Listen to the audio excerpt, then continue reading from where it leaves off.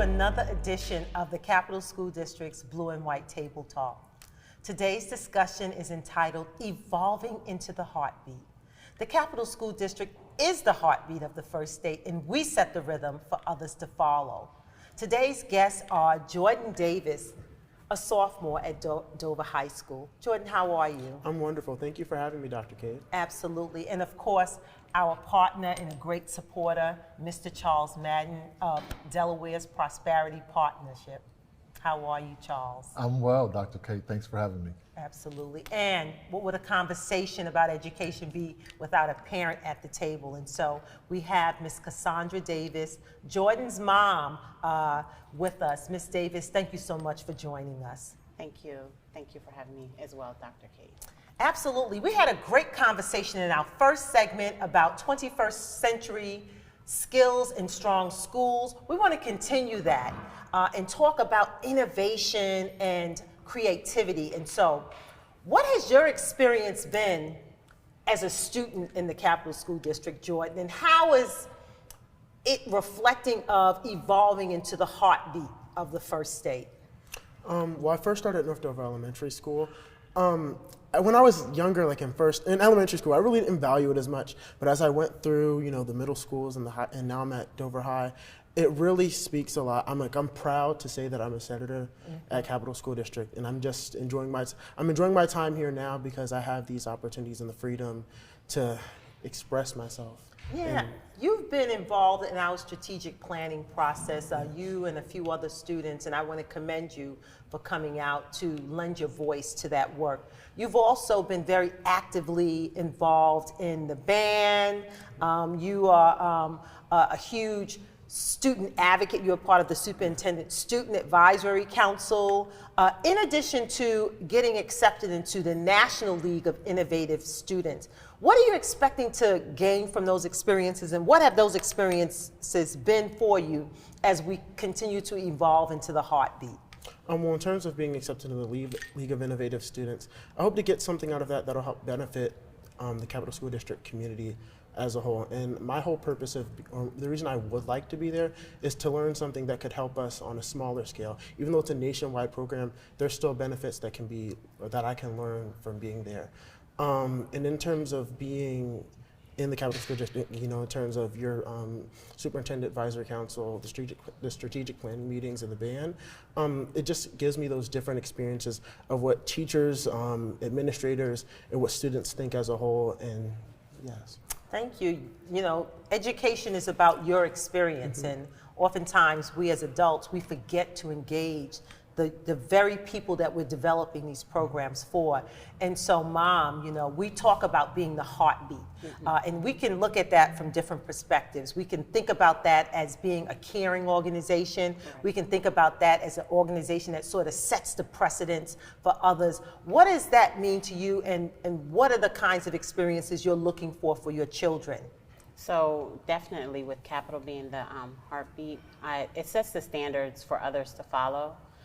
With Jordan being involved in so many different activities, what I see is that he's able to navigate the systems of Capital School District well. He and his friends I feel like they have a safe place within the school and within the district because they're familiar with the various resources. Absolutely. As far as he's been provided opportunities, as well as my youngest child as well, because I have two. Oh, yeah, let's talk about your daughter at South Dover. Yes, opportunities for growth. There's, I feel like there is a support system in both of the schools for the children. In the elementary schools, they have social workers, guidance counselors, the family crisis therapists, then you have your teachers. And so I feel as though there is a growth of social emotional learning. And with all of those different avenues and with all the different avenues for the students to be able to reach out to, I feel as though the teachers as well, are learning Absolutely. more, because there's a new generation of teachers that I've noticed are coming into the districts as well, and so they're learning as well to navigate a system, and it's a sense of community within the district. Absolutely. So K-12 institutions and schools, we're big organizations, and there are many different kinds of systems that people have to understand how to navigate. And so I'm going to switch gears a little bit, and I'm going to turn here to talk a little bit with my friend Charles, because Delaware Prosperity Partnerships. First, I want to give you the opportunity to tell our audience and all of those who are watching, what is your organization about? Sure. Again, thanks for having me, Dr. Kate. Absolutely. So, Delaware Prosperity Partnership was created by Governor John Carney. It was the result of conversations with the Business Roundtable, and the idea here was to create a public-private that could market Delaware to the world. So to bring opportunities in the form of companies to Delaware that would in turn create jobs and investments in Delaware. And so in the 5 years that we've been here, we've had a great deal of success, and a lot of that is through partnerships. And so I'm glad to be here to talk about the partnership today. Absolutely. Listen, the bottom line and where the rubber meets the road, companies that want to find a home in the great first state, they're looking for great schools for their kids, right? And so let's talk a little bit and share with our audience about some of the things that we've been doing to really build those partnerships, particularly in central Delaware. So could you share with them some of the things that we've been doing to really make ourselves stand out as the heartbeat, right? And so what have those kind of interactions been with you and your company? Well, it's interesting because Dr. Kate has been at the forefront of things that we've done or partnerships we've developed in. I didn't pay him for this, y'all.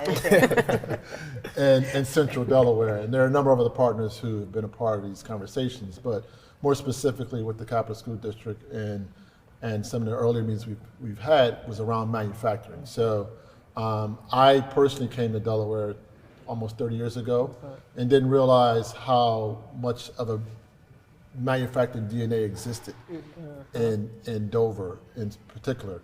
And so we assembled a group of really community leaders who would talk to us about how we can make manufacturing a little more sexy, if you will, or a little more appealing to students, because Absolutely. you know, I grew up in a place that was very blue collar, and manufacturing was essentially what we did. I grew up in Detroit.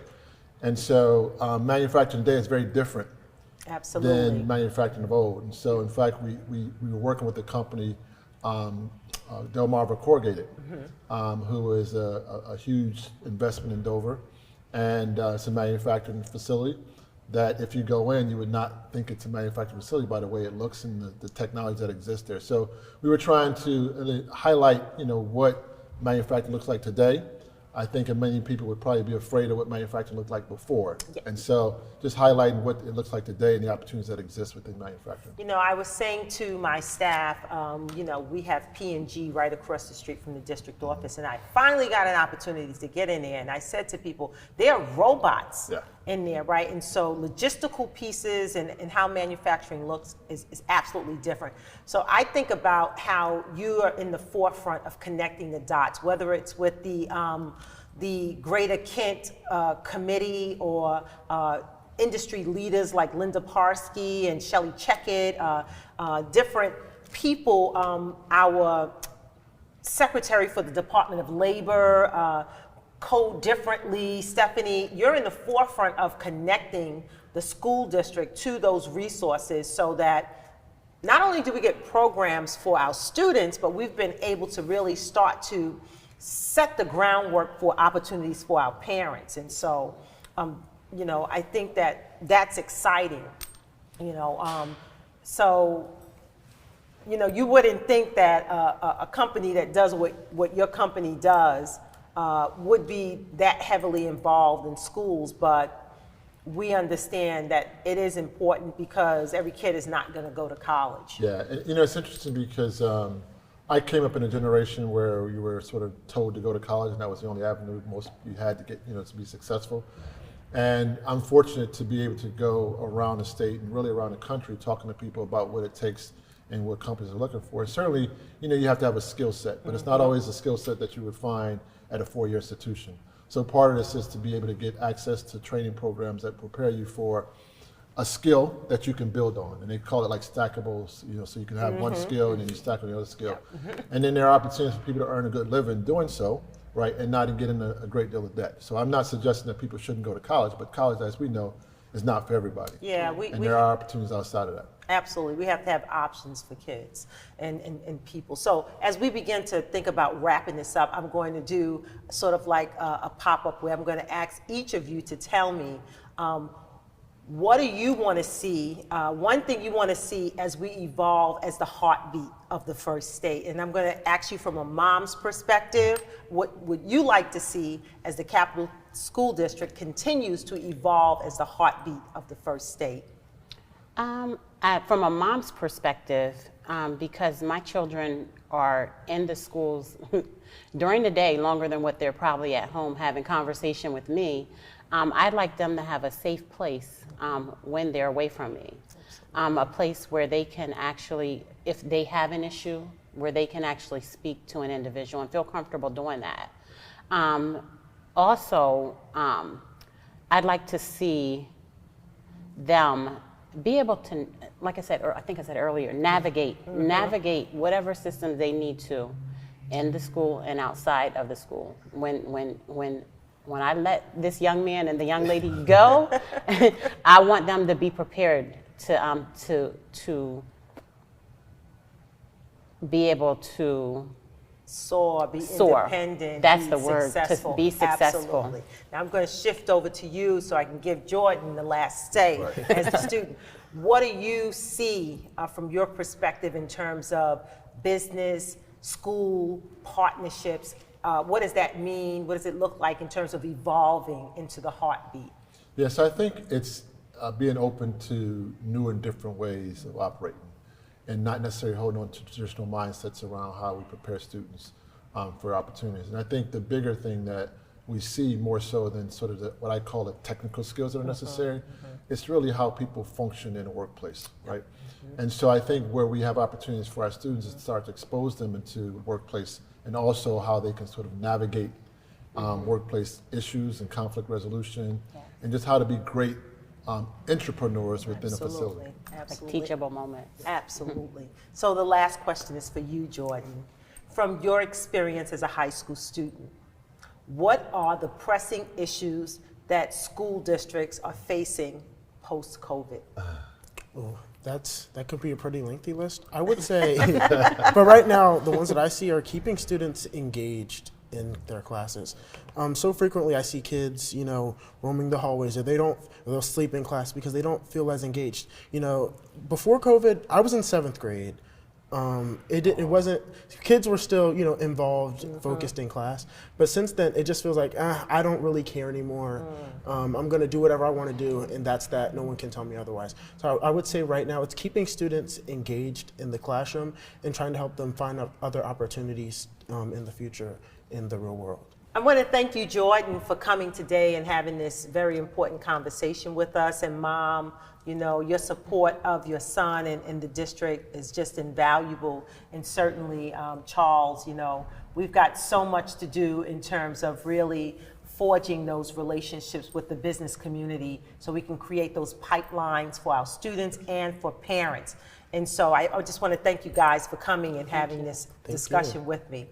We'll be right back for the part 2 of Blue and White Table Talk. DETV has been Delaware's premium provider of creative digital and broadcasting solutions that bridges communities and connects people. We create great stories for all audiences. We deliver independent news throughout Delaware. We are digital platform innovators. And we develop marketing and sales solutions so you can stay connected to your audience. Now, why do we do what we do here on DETV? We do it because we care. So, keep watching and follow us on all of our social media platforms. Remember, DETV, online, on air, on time. Welcome back. We are continuing our conversation about evolving into the heartbeat of the first state. We're joined by Julie Evie, teacher at Booker T. Washington Elementary School. How are you today, Mrs. Evie? I am very well. Thank you for having me. Absolutely. And of course, our very own President of the Board of Education, Dr. Jackson. Hi, Dr. Kate. Hi. And our new principal of Central Middle School, Mr. Joseph Evans. Hey, Mr. Evans. Hello, Dr. Kate. I'm excited to be here. Absolutely. So let's get this conversation restarted. And I'm going to turn to you, Mrs. Evie, Okay. first. And I'm going to say, from a teacher's perspective, what can teachers do in their classroom to really reflect the statement, we are the heartbeat of the first state. We set the rhythm for everyone else to follow. Well, by virtue of where we're located, we can claim the heartbeat, right? Yes. But by what we're doing in the classroom, we are providing that energy. We are the pulse. We want to make sure that students are energetic about what they're learning, that we're providing them with opportunities to explore different careers, their interests, and that takes not just the physical classroom to be prepared, but preparing our teachers in a way that they can provide those experiences for our children. Absolutely. So it's essential. Now I want to talk a little bit about your classroom, Mrs. Evie, Okay. because I do a lot of walkthroughs and visit a lot of schools. And I was really struck when I entered your classroom because the way your classroom is set up, it's not a traditional like desks and rows. And you know, talk a little bit about your classroom setup and the different areas that you've constructed for your students to learn. Sure. Well, this is my happy place. I love setting up learning environments for my kids, and I like to make it a little bit different each year because same old, is boring. But what I like to do is set up areas where the children can explore. We have an expansive STEAM center that the children, that is their area where they are able to explore what they are interested in. They work on their communication skills because they're working with one another.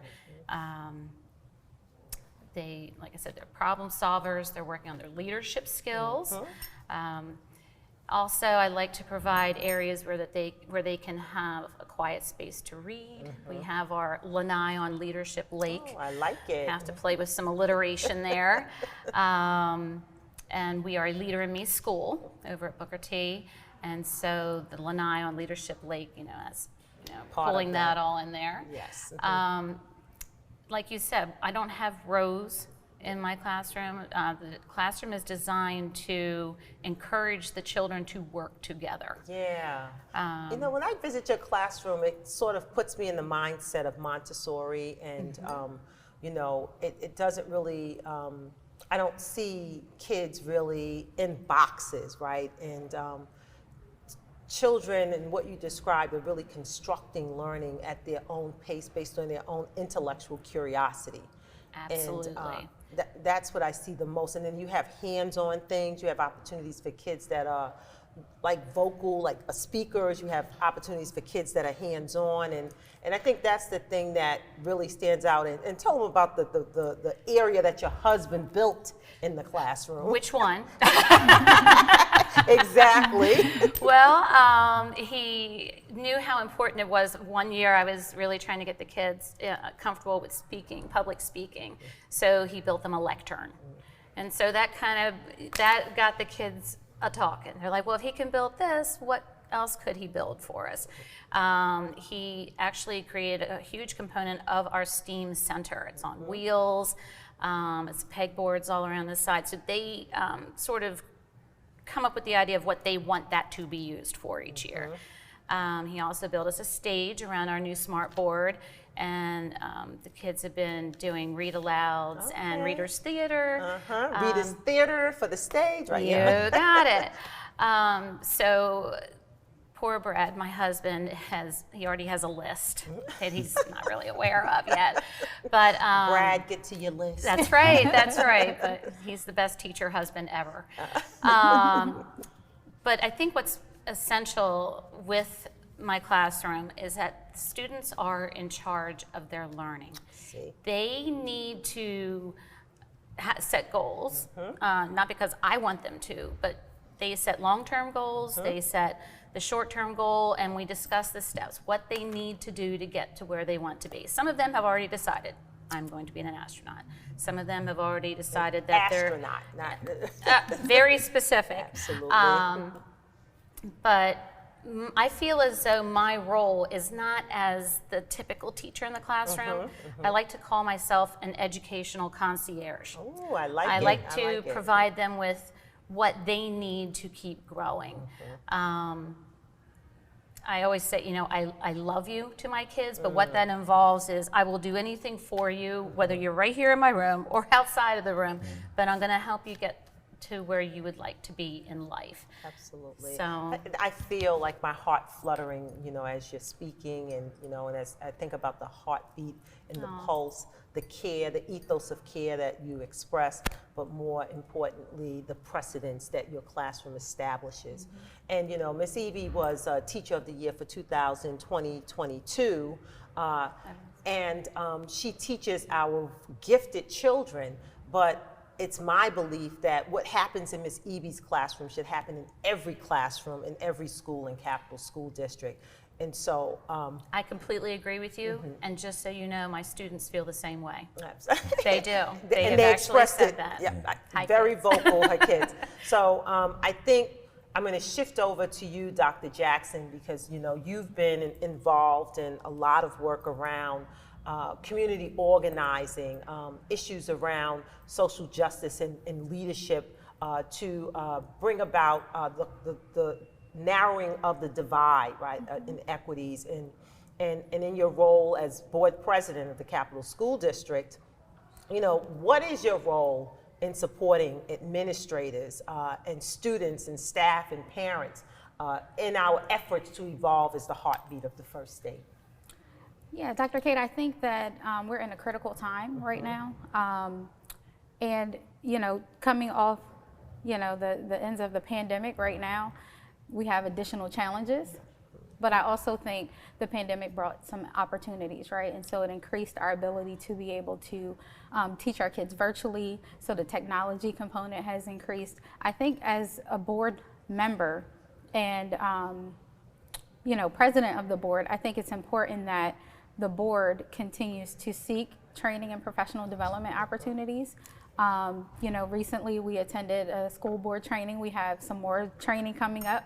A few of us are also going to be a part of a school board partners fellowship program. Wow. And so that really gives us an opportunity to meet with other leaders across the country and identify what they're doing in their districts to improve student outcomes. And so I think from the board standpoint, it's important that we continue to learn and grow as well. We set that example, right? Absolutely. And so the more we grow in our leadership, the better our policies can be, the more we can support our staff throughout, you know, these challenges. You know, it's a challenging time.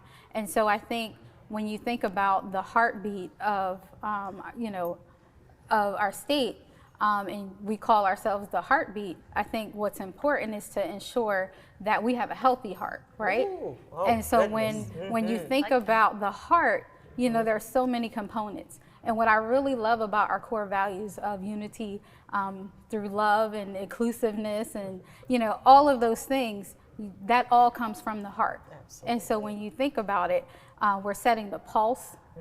And so for a good heart, we need to use it and exercise it. Wow. So sometimes we need to go fast. Then there are other times we need to just, you know, coast along. And sometimes we need to slow down.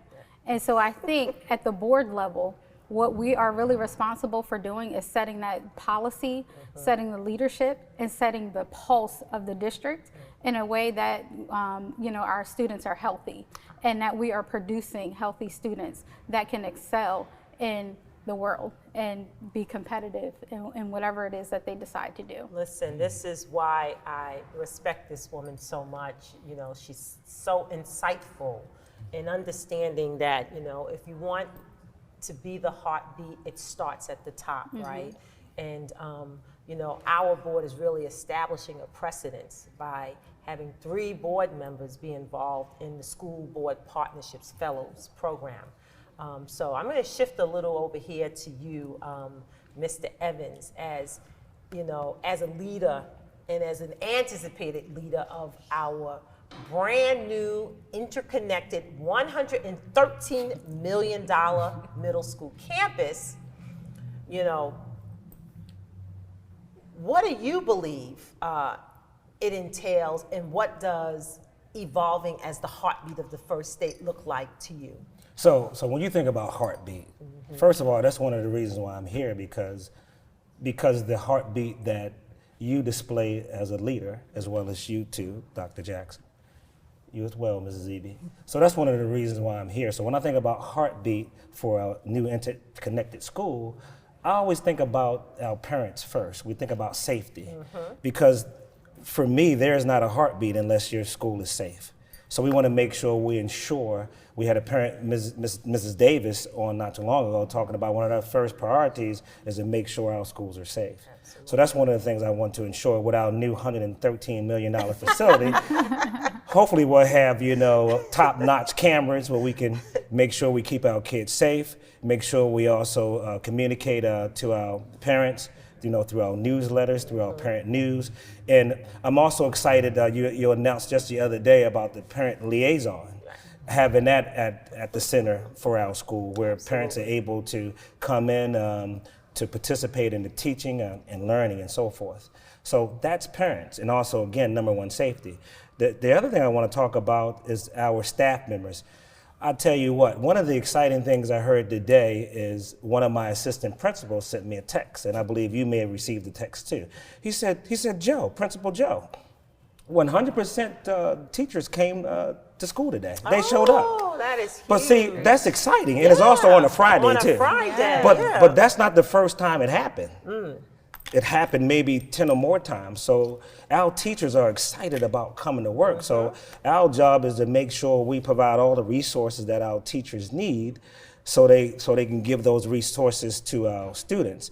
And also we can make sure that help our teachers to be the facilitators of instruction versus the directors of instruction. Sounds like Miss Eby's classroom, right? Concierge. The concierge, right? Absolutely. Which brings me to students. Yes. We want to make sure our students are highly engaged in the learning process in a meaningful and purposeful way, especially having our new math and ELA curriculum, where the curriculum is embedded where students are able to collaborate. Of course, our students need to know how to collaborate in this 21st century, just keeping our students engaged and excited about learning, just like Mrs. Davis have mentioned and Mrs. Eby. So very, very excited about the interconnected school. And like I said, we have a theme at Central Middle School, you know, in terms, one of my first priorities, of course, Setting is that culture. absolutely building those relationships. You know, for the first few months, that's all we did is build relationships. On the way here, guess who I was talking to? I was talking to parents.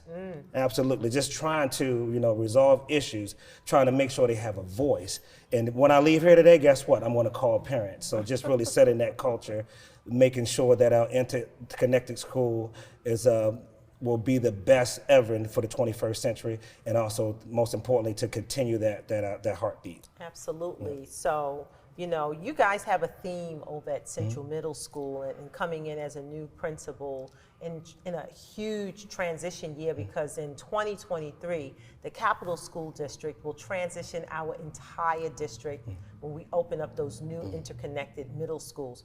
We'll shift from having schools that have pre-K students to 4th grade, and then students from 5th to 6th grade, then students from 7th to 8th grade, to an interconnected middle school campus with students from 6th to 8th grade, early learning centers with pre-K and K, and then elementary schools that have grades 1 to 5.